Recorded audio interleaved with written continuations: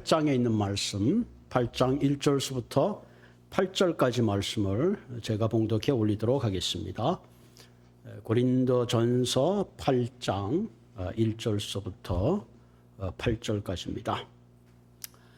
우상의 제물에 대하여서는 우리가 다 지식이 있는 줄 아나 지식은 교만하게 하며 사랑은 덕을 세우나니 만일 누구든지 무엇을 아는 줄로 생각하면 아직도 마땅히 알 것을 알지 못하는 것이요 또 누구든지 하나님을 사랑하면 그 사람은 하나님도 알아주시느니라. 그러므로 우상의 제물을 먹는 일에 대하여서는 우리가 우상은 세상에 아무것도 아니며 또한 하나님은 한 분밖에 없는 줄 아노라. 비록 하늘에나 땅에나 신에나 불리는 자가 있어 많은 신과 많은 주가 있으나 그러나 우리에게는 한 하나님 곧 아버지가 계시니 만물이 그에게서 났고 우리도 그를 위하여 있고 또한 우리 주 예수 그리스도께서 계시니 만물이 그로 말미암고 우리도 그로 말미암아 있느니라. 그러나 이 지식은 모든 사람에게 있는 것은 아니므로 어떤 이들은 지금까지 우상에 대한 습관이 있어 우상의 제물로 알고 먹는 거로 그들의 양심이 약하여지고 더러워지느니라.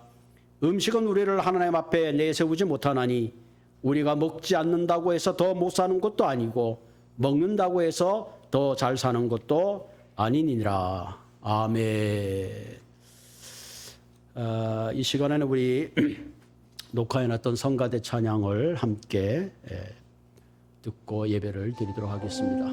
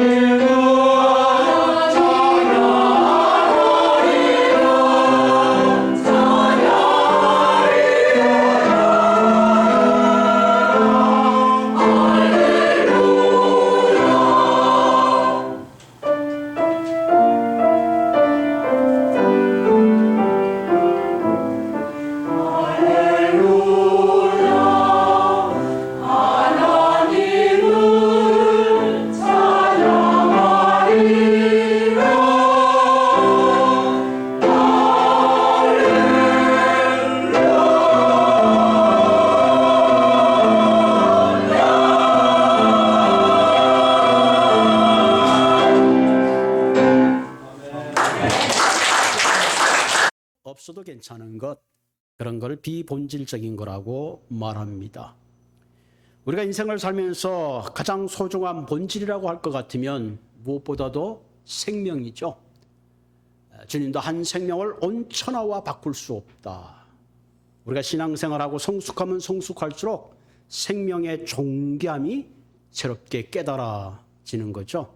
여러분, 온 우주와 한 생명을 바꾸지 않는다 그랬을 때에 그 하나님이 우리를 향하신 그 사랑은 엄청난 겁니다. 사실 생명이 참 소중하죠. 또 사랑이 소중합니다. 우리가 살아가는데 사랑은 굉장히 인생의 본질적인 거죠. 그래서 사랑 없이 못 살아요. 조영남의 노래에 가사가 있죠. 우리 모두는 사랑 없이 살아갈 수 없는 존재입니다. 또 우리가 인생을 살아가면서 미래에 대한 소망이 없이는 살아갈 수 없습니다. 내일에 대한 기대와 소망과 비전이 있기 때문에 오늘의 어려움을 견뎌 나가는 거죠. 특별히 믿는 저와 여러분들에게 있어서 가장 본질적인 것은, 우리가 신앙생활 하는데 가장 본질적인 것은 바로 믿음이죠. 믿음이 없이는 하나님을 기쁘게 하지 못하기 때문에 그렇습니다.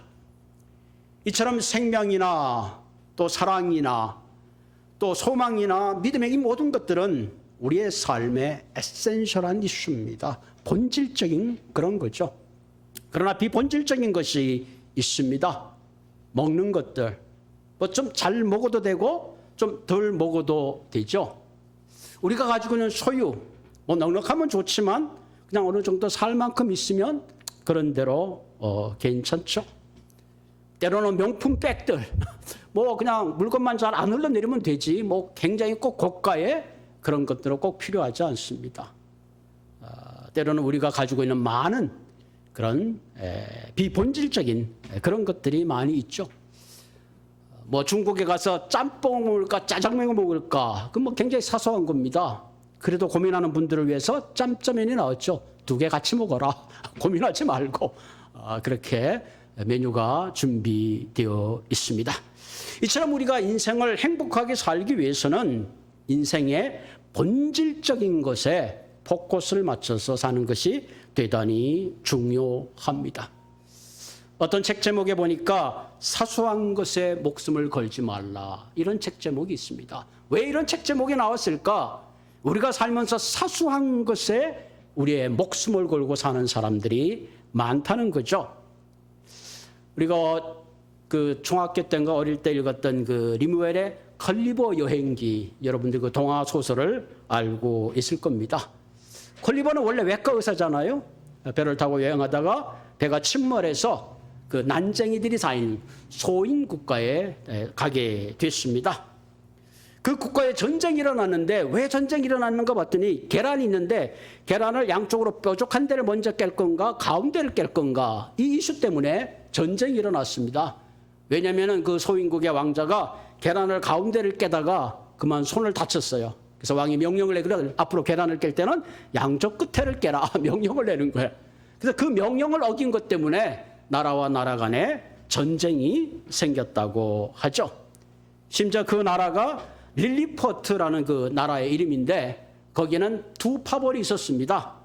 다시 말하면 구두에 굽이 높은 굽을 신느냐 아니면 굽을 낮은 걸 신느냐 해서 낮은 그룹파 높은 그룹파 그렇게 그 나라에 첨예하게 대립되는 그런 이슈가 있었다고 합니다. 그래서 높은 구두파 낮은 구두파, 물론 그 소설이 묘사하는 것은 그 당시 영국과 프랑스 간에 이 사소한 것 때문에 종교적인 정쟁을 풍자한 그런 의미를 담고 있습니다. 여러분, 우리가 인생을 살아가다 보면 사실은 이 사소한 것 때문에 많은 것들을 잃어버릴 때가 있어요. 여러분, 부부간의 싸움을 할 때 세계 평화를 위해서 아니면 뭐 어떤 뭐 기근을 위해서 정의를 위해서 싸우는 가정이 있나요? 대부분 그렇지 않아요. 뭐 밥을 좀 태웠다든가 배가 고픈데 밥을 좀 늦게 줬다든가 아주 사소한 이유 때문에 우리가 싸우는 경우를 종종 보게 되죠. 어떤 교회 예배 시간에 저희들 드린 게 주기도문을 이제 예배 시간마다 합니다. 어떤 경우에 어떤 장로님이 목사님 이제는 주기도문 하지 마시고 주일날 왜 사도신경을 하지 않으십니까? 그랬대요. 그 목사님이 그러면은 다음에는 주기도문하고 한 달은 주기도문하고 한 달은 사도신경 하면 좋겠습니다. 그럼 근데 다음 주 장로님이 그렇게 말씀했는데도 그 다음 주 보니까 또 주기도문을 하는 거야. 그래서 장로님이 화가 나서 교회를 뛰쳐나가서 사도신경 교회를 세웠다. 여러분 주일날 주기도문을 하면 어떻고 사도신경을 하면 어떻습니까? 주일 와서 주님 만나고 서로 사랑하는 것이 중요한데 때로는 사소한 것 때문에 많은 다툼과 분란이 일어나는 것을 보게 됐습니다.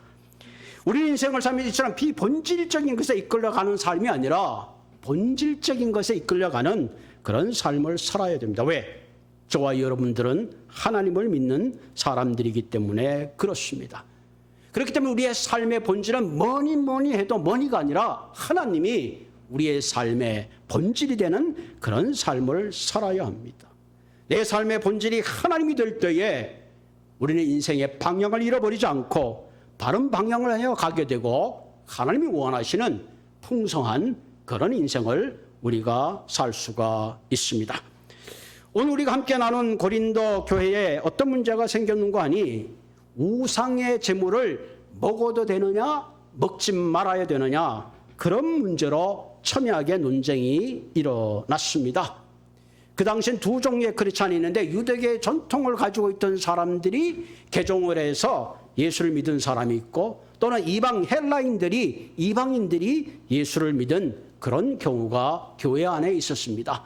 전통적인 유대인들의 생각에는 우상에게 제물로 바친 그것을 먹는 것은 우리가 순결하지 못하다.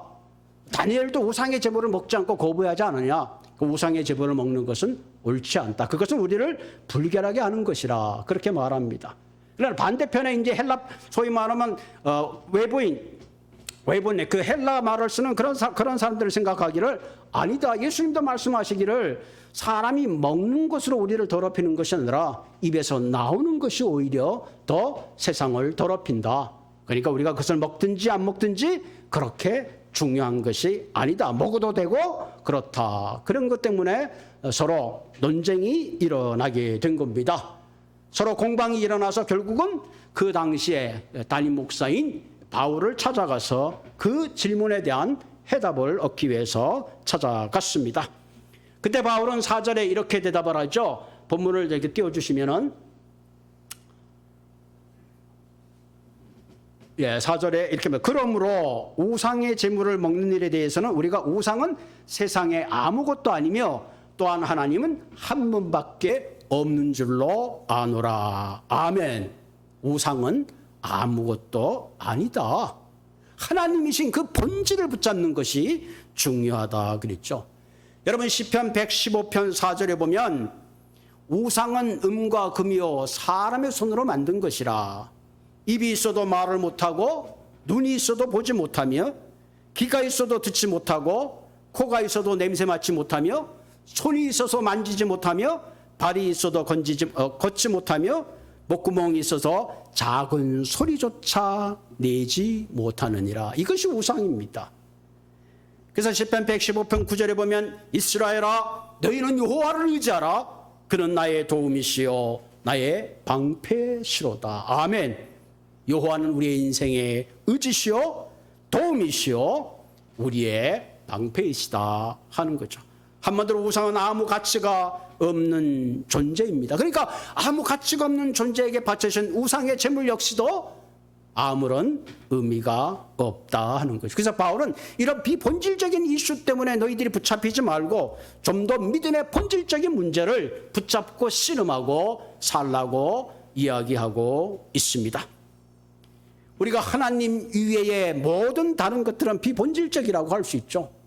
물질이나 권력이나 명예나 지위나 결국 이런 걸 붙잡고 살면 나중에 결국은 인생의 허무함을 느끼게 되죠. 그러나 우리가 오직 한 분이신 하나님을 우리의 인생의 본질로 삼을 때에 생명의 근원이 축복의 근원이 거기서 오기 때문에 우리의 삶은 아름다운 삶을 살 수 있게 된다는 사실입니다. 그러므로 오늘 이 아침에 저와 여러분들이 물어야 할 중요한 질문은 과연 나는 인생에 무엇을 잡고 살아왔는가? 우리 인생의 본질 되시는 하나님을 믿고 그분을 내 인생의 본질로 삼고 그분을 의지하고 살아왔느냐? 아니면 나의 시간과 물질과 건강과 나의 모든 것들을 비본질적인 것에 쏟으며 살아왔는지 거기에 대한 분명한 해답을 함께 얻어가시는 귀한 아침이 되시기를 바랍니다. 그럼 하나님이 우리의 인생에 본질되는 삶을 살기 위해서는 과연 어떻게 해야 될까요? 하나님을 본질로 삼는 삶의 세 가지 원리를 이 시간에 함께 나누고자 합니다. 첫째로 하나님을 본질로 삼는 삶의 특징은 사랑 중심의 삶을 사는 것입니다. 왜? 하나님은 사랑이시기 때문에 그렇습니다. 본문 1절을 보시면 1절 올라가시면 우상의 재물에 대해서는 우리가 다 지식이 있는 줄 아나 지식은 교만하게 하며 사랑은 덕을 세운다. 그러니까 우리가 아는 지식은 교만하게 하지만 그 지식 가운데 사랑이 있을 때에 그 지식은 사랑은 덕을 세운다. 그렇습니다. 너희들이 우상 제물에 대해서 각각의 서로 다른 의견과 지식이 있지만 그런 지식은 서로를 투쟁하게 하고 서로를 교만하게 할 뿐이다 하는 거죠. 그러니까 서로의 주장을 내려놓고 사랑의 지식으로 덕을 세우라. 바울은 이렇게 견문하고 있습니다. 여러분, 우리가 인생의 문제를 풀어갈 때에 우리는 내가 알고는 지식과 경험으로 우리의 인생의 문제를 풀어갑니다. 그러나 여러분, 우리가 인생을 살면서 내가 가진 지식으로 내가 당하는 모든 인생의 문제를 풀 수 없다는 것을 우리는 알고 있습니다. 그렇기 때문에 우리는 내가 가진 지식을 가지고 다른 사람을 판대하고 정죄하는 데 사용하는 것이 아니라 좀 더 함께 더불어 사는 덕을 쌓는 아름다운 지식이 되게 해야 된다는 사실입니다. 본문 2절에 보면 만일 누구든지 무엇을 아는 줄로 생각하면 아직도 마땅히 알 것을 알지 못하는 줄로 생각하라. 참 멋진 말이죠. 그 당시 그 고린도 교회는 많은 헬라적인 철학 지식을 가진 사람들이 굉장히 많았어요. 그래서 스스로 지혜 있다고 생각하는 사람이 많이 있었어요. 그러나 바울은 너희들에겐 지혜 있다고 생각하지만 정말로 알아야 될 참 지혜가 부족하다. 그 지혜가 뭐냐? 그 지식으로 사랑의 덕을 쌓는 면에서는 너희들이 부족하다. 그렇게 지적하고 있습니다. 여러분, 시험을 볼 때도요, 어떨 때는 어설프게 알면은 더 많이 틀립니다. 왜? 시험 문제 낼 때 어설프게 아는 사람에서 함정을 만들어 놓기 때문에 그래요. 차라리 모르면 볼펜을 굴러가지고 골라 하는 것이 훨씬 더 나을 때가 많이 있습니다. 때로는 나의 얄팍한 지식이 서로의 분정을 가져오고 그 주장과 고집에 붙잡혀서 분열되는 그런 경우를 우리는 인생에 많이 경험하게 되죠. 어떤 사람이 이렇게 주장합니다. 의학새는 새의 한 종류다. 의학 그러는 새다. 여러분, 의학새가 의학새입니까? 그렇지 않아요. 여러분, 그 경기도 지방에서는 억새풀을 의학이라 그러는데 의학새. 또 경주 지방에서 이것을 새라 그래서 이 갈대 그런 걸 갖다가 억새풀, 그게 이제 바람이 흔들려서 소리가 우는 거, 그걸 이제 의학새라 그렇게 말한다고 하죠. 심지어 어떤 분은 갈비살, 제비추리를 새의 살이라고 우기는 사람이 있어요. 새의 살이 아니죠. 심지어는 탑골공원과 파고다공원이 다르다. 그렇게 주장하는 사람들도 있다고 합니다. 이처럼 서로가 맞다고 주장하지만 사실은 틀린 경우가 많죠. 심지어 어떤 사람은 LA와 나성이 다르다. 뭐 그렇게 우리가 알고 있는 지식은 사실 완전한 것 같지만 틀린 경우가 얼마나 많은지 모릅니다. 때로는 지나치게 지식이 많은 사람들이 타락하게 되면, 그들이 잘못되게 되면 오히려 세상에 더 많은 해를 끼치는 것을 우리는 뉴스를 통해서, 신문을 통해서 보게 됩니다. 이처럼 지식은 우리를 교만하게 하지만 사랑은 덕을 세우는 것입니다. 그러므로 하나님을 본질적으로 삼는 사람들은 지식을 따라 사는 사람들이 아니라 사랑의 덕을 따라 사는 사람들입니다. 오늘 성경에 보면 덕을 세운다. 이 세운다는 말은 집을 세운다는 뜻입니다. 격려하고 일으켜 세운다. 그러니까 사랑의 덕을 말하는 사람은 공동체를, 분열된 공동체를 하나로 세우는 그런 것을 말씀하고 있죠. 우리가 오늘 이 땅에 살면서 세상이 참 삭막하다, 그런 얘기를 많이 합니다. 여러분, 우리가 삭막한 이유가 뭡니까? 우리가 지식이 모자라서 정보가 모자라서 결코 그렇지 않아요. 우리의 마음속에 사랑이 메말랐기 때문에 그렇습니다. 그럼 우리 각자 마음에 흘러가야 할 사랑이 말라서 우리는 모든 문제를 논리적으로 이성적으로 풀려고 하기 때문에 서로 상처를 주게 되는 것입니다. 그러나 우리의 마음에 진정한 사랑의 강이 흘러갈 때에 우리는 서로를 용서하고 이해하고 관용함으로 아름다운 세상을 만들어 갈 수 있는 것입니다. 제가 목회할 때 어떤 집사님이 한 분 계셨는데 이분은 참 속된 말로 법 없이도 살 수 있는 그런 분입니다. 아주 책임감이 강하고 또 사회적으로도 또 모든 관계를 원만하게 하는 그런 분이었습니다. 이분이 싱글로 살 때는 괜찮아요. 자기가 잘 매니지먼트하고 하니까. 근데 막상 결혼해서 두 사람이 함께 살려고 하다 보니까 새로운 걸 깨달았습니다. 내가 그렇게 좋지 않은 그런 사람인 것을 발견하게 됐습니다. 때로는 나쁜 놈 같기도 하고 이상한 놈 같기도 하고 수상한 놈 같기도 하고 자기가 종잡을 수 없는 자신의 모습을 발견하게 된 거예요. 이분이 하나님 앞에 자신의 모습을 내려놓고 회개하기 시작했습니다. 하나님, 내가 꽤 괜찮은 줄 알았더니 함께 교제하고 함께 사는 거 보니까 별로 내가 그렇게 괜찮은 사람이 아니네요. 하나님, 내게 하나님의 특별한 사랑, 성령의 사랑을 통해서 내 심령의 생수의 강이 흐르게 해달라고 아침마다 새벽마다 부르셨고 실제로 그 심령 가운데 하나님의 특별한 은혜가 임해서 또 새롭게 아름다운 가정을 꾸며나갔다는 그런 간증을 들었습니다. 사랑하는 성도 여러분, 우리의 마음속에는 사랑을 창조해낼 능력이 없습니다. 하나님이 부어주신 사랑, 그 사랑이 넘칠 때에 우리는 남편을 보는 눈이, 부인을 보는 눈이, 이웃을 보는 눈이, 세상을 보는 눈이 달라지는 것입니다. 그러므로 이처럼 그리스도를 본질로 삼는 사람은 지식을 따라 사는 삶이 아니라 사랑의 중심을 따라 사는 삶입니다.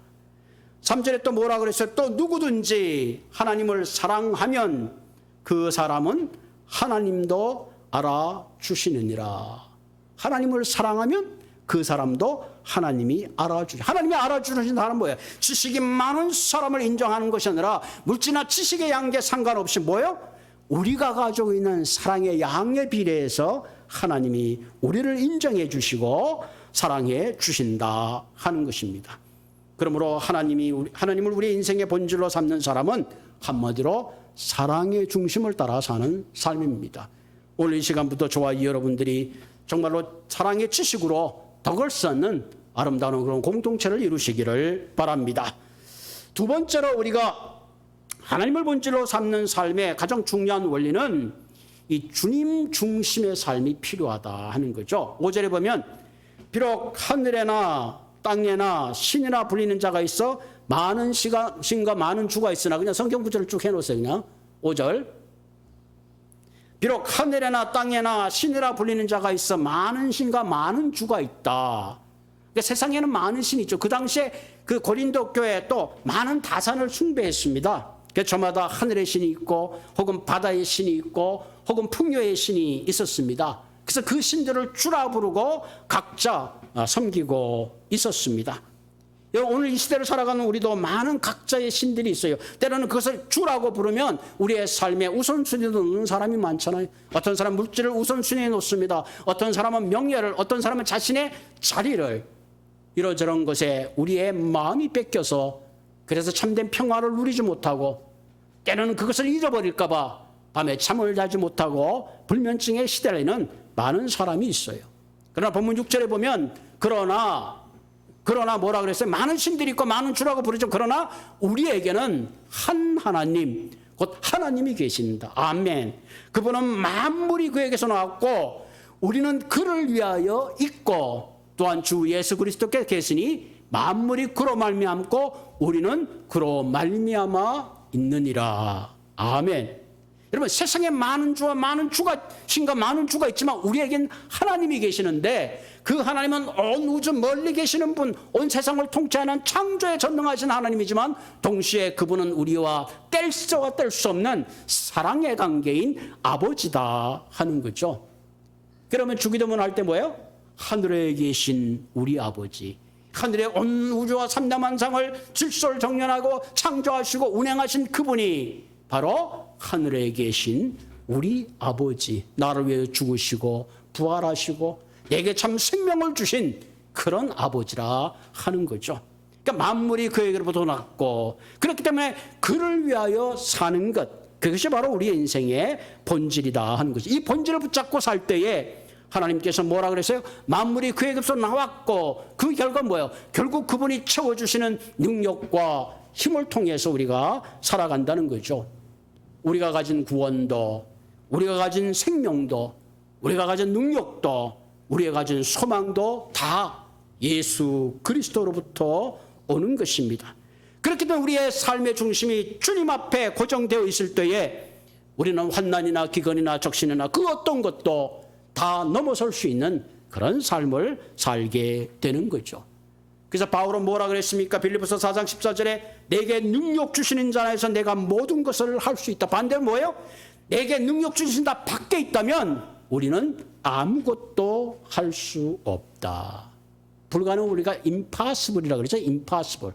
그 I am impossible 좀 띄워놓고 생각하면 I am possible이 됩니다. 그렇기 때문에 예수 믿는 사람들은 모든 불가능을 그리스도 안에서 possible하게 하는 사람들입니다. 어떻게? 기도를 통해서. 기도는 우리의 삶의 불가능을 가능하게 바꿔주는 기호와 같은 역할을 합니다. 그렇기 때문에 우리가 매일매일 주님 앞에 가서 기도하는 이유가 거기에 있습니다. 불가능한 우리의 인생, 그리스도를 통해서 가능한 인생으로 만들어가는 것, 그것이 바로 기도요. 또 주님과 함께 할 때에 우리는 모든 고난과 어려움을 이길 수 있는 그런 능력 가운데 살게 된다는 사실입니다. 세 번째, 우리가 그리스도를 본질로 살 때 중요한 것은 바른 가치의 중심의 삶을 살아야 된다 하는 거죠. 여러분, 하나님 아버지를 내 삶의 본질로 삼는 사람은 세상의 가치가 아닌 하늘의 가치를 가지고 살아야 된다는 사실입니다. 본문 7절에 보면 이렇게 되어 있죠.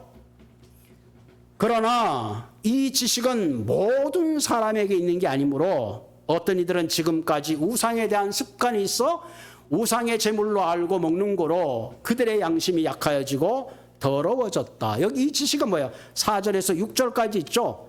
성도들 가운데 어떤 이들은 신앙생활을 하지만 그래도 그 제물에 바친 고기를 먹으면서 마음의 양심에 부담이 생기는 거죠. 아, 이거 먹지 말라 그랬는데 혹시 이거 율법 조항에 걸리는 거 아닌가?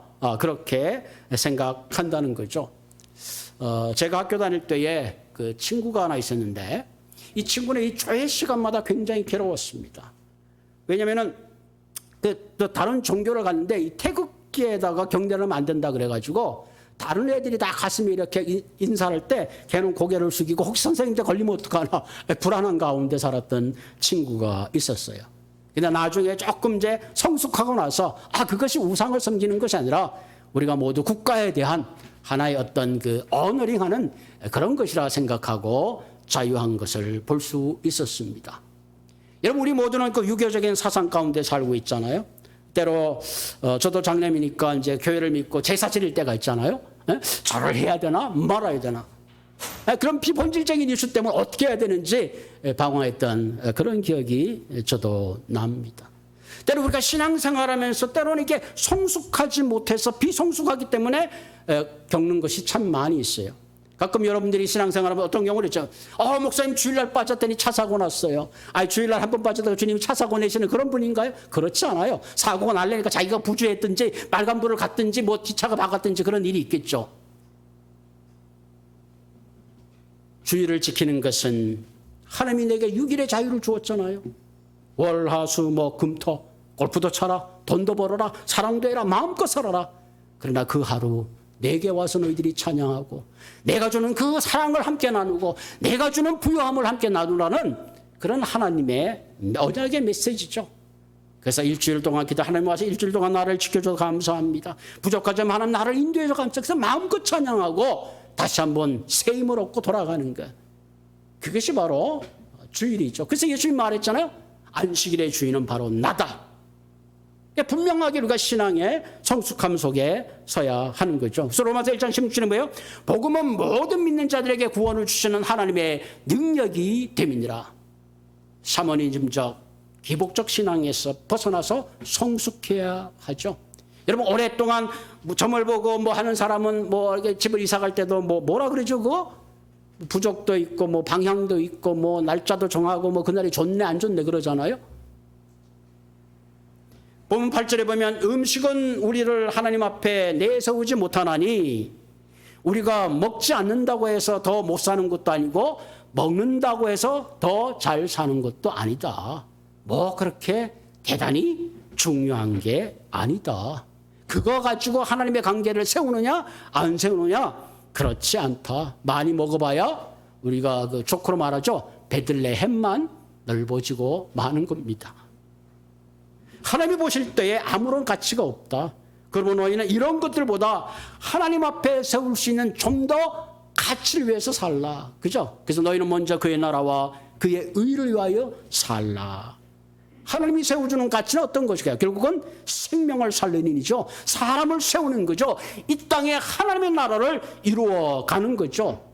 그런 의미에서 내게 주신 시간, 내게 주신 건강, 내게 주신 물질을 어떤 본질적 가치에 투자할 건가? 여러분 우리가 이 땅에서 하나님이 부르시면 내가 애주중지했던 그 비본질적인 건 다 놓고 떠나갈 수밖에 없어요. 그러나 영원한 것은 생명의 가치만 영원히 남는다는 사실입니다. 여러분 구세군의 창립자였던 윌리엄 부스라는 분, 이분은 1829년에 영국 노팅엄의 비천한 가문에서 태어났습니다. 13살 때 아버지가 사업이 망하고 14살 때 아버지가 돌아가셨습니다. 그는 어린 나이에 전당포에서 일을 했어야만 했습니다. 13살 때 아버지가 돌아가시면서 이 친구는 인생에 큰 생각을 하게 됐어요. 내가 이렇게 전당포에 살면서 인생을 소비하면 이렇게 사는 것이 정말로 바른 삶일까? 그런 고민 가운데 17세에 신학을 공부하기로 하고 신학교에 들어가서 감리교 목사가 되었습니다. 이후에 그는 그 영국의 할렘가를 가면서 이들을 위해서 내가 할 수 있는 일이 뭘까? 그러나 1861년도에 그는 목사직을 사임하고 그 술주쟁배와 각계각층의 이민자들이 모인 그곳에 가서 이 기독교 선교회 크리스찬 미션을 조직했습니다. 이 단체가 1878년에 우리가 잘 아는 대로 The Salvation Army 구세군이 시작됐습니다. 이 구세군함이 시작되고 한 30년이 지나서 1904년에 영국 에드워드 7세가 이분을 초청을 했습니다. 당신은 참으로 훌륭하신 분이요. 그러면서 이 방명록에 써달라 그랬습니다. 그때 이분이 이렇게 말합니다. 폐하, 어떤 이들의 야망은 예술이요, 어떤 이들의 야망은 명성이요, 어떤 이들의 야망은 돈이지만 저의 야망은 오직 한 영혼을 하나님 앞으로 인도하는 겁니다. 평생을 어려운 사람들을 위해서 일했던 그는 83세에 안질환으로 눈이 멀게 되었습니다. 그때 아들 브람이 아버지, 이제 아버지가 눈이 멀어서 이제 앞을 못 보게 됩니다. 그리고 아버지 손을 꼭 잡을 때에 이때 윌리엄은 이렇게 말했습니다. 아들아, 또 다른 하나님의 계획이 있지 않겠니? 내가 두 눈을 가진 상태에서 그 사람들 위해 섬겼다면 이제부터는 두 눈이 없는 사람들 위해서 봉사해야 되겠구나. 그리고 1912년 윌리엄 부스는 드디어 84세의 일기로 하나님의 부름을 받게 되었습니다. 여러분 우리가 이 땅을 살면서 비본질적인 것을 위해서 아무리 노력하고 아무리 많은 것을 가져도 다 놓고 가야 되는 부질없는 것입니다. 우리 모두 그리스도 안에서 참 생명의 소중함을 다시 한번 깨닫고 주님 바로 오시는 그날의 부끄러운 모습으로 주님 만나는 것이 아니라 주님 앞에 당당히 세울 수 있는 그런 인생이 되시기를 바랍니다. 더 이상 세상에 얽매여 사는 것이 아니라 주님의 나라와 주님의 소망이 나의 소망이 되고 주님의 자랑이 나의 자랑이 되고 주님이 원하시는 것이 나의 소원이 되는 아름다운 나머지 인생을 향하여 달려가시는 모든 분들이 되기를 주님의 이름으로 부탁을 드립니다. 같이 기도하겠습니다. 살아계신 하나님, 밤의 한 경점과 같고 들국과 같은 안개와 같은 우리의 인생입니다. 우리의 인생은 실로 너무나 짧습니다. 영원하신 하나님에 비하면 얼마나 유한한 시간을 사는지 모릅니다. 하나님, 우리가 한 번밖에 없는 우리의 인생, 비본진적인 것을 위하여 음을 달아주고 금을 달아주며 우리의 삶을 허비하는 것이 아니라 진정 주님이 맡겨주신 아름다운 생명을 위하여, 이 땅의 주의 나라와 의를 위하여 이 땅에 진정한 하나님의 나라를 건설하는 그와 같은 일에 우리의 삶을 드리는 모두가 되게 하여 주옵소서. 우리의 심령 가운데 그리스도의 사랑으로 채워 주시옵소서. 하나님, 우리가 지식을 따라 사는 것이 아니라 사랑을 따라 살게 하여 주시고 내 삶의 본질이 그러니 주님을 위하여 살아가는 우리 모두가 되게 하여 주시옵소서. 예수님의 이름으로 감사하며 기도드리옵나이다. 아멘.